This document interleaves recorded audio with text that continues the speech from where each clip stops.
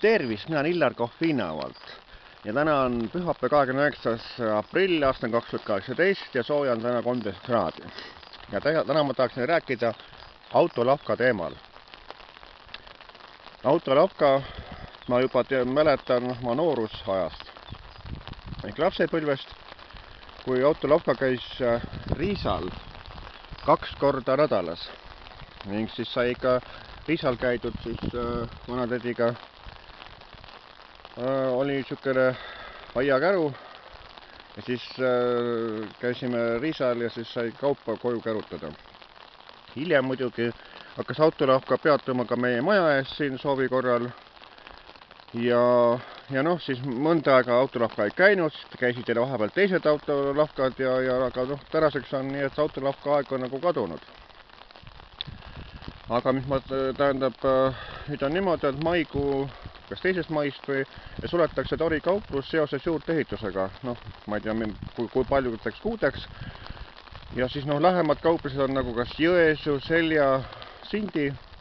Aga oleks ju vaja ka seda, et Toris hakkaks käima ka autolavka näiteks.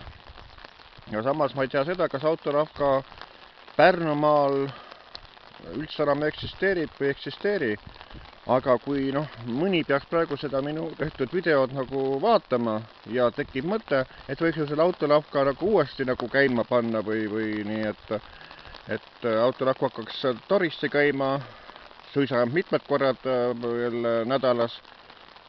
Et need inimesed, kellel ei ole kas võimalust või ei saa nagu kaugemal nagu käia, kas ütleme Seljal või siis Jõesus või Sindis sõnaga, et neil oleks nii-öelda kaup siis nagu noh, saaks Toris kauba kätte uuesti, kui teatud kellaaegadel ja teatud päevadel see autolavka või autokauplus hakkaks Toris käima. Nii et, ja miks mitte, noh, igasugune nostalgia tänapäeva inimestel ju ka meeldib ja sõnaga ja võiks uuesti selle autolavka süsteemi ju elustada sõnaga, et autolavkad võiks hakata uuesti rahvast teenindama sõnaga. Et see oleks niisugune nostalgialaks, nagu öeldakse. Nii et saatsin kirja ka ühenda tarbijate ühistu noh, ülemusele või Kersti Kontile vaatamist, mida tema mulle küll vastab selle peale. Aga no ma tahaks ikkagi loota, et kuidagi oleks võimalik autolavka, ütleme siin suveperioodil ikkagi, et hakkaks Torisse käima.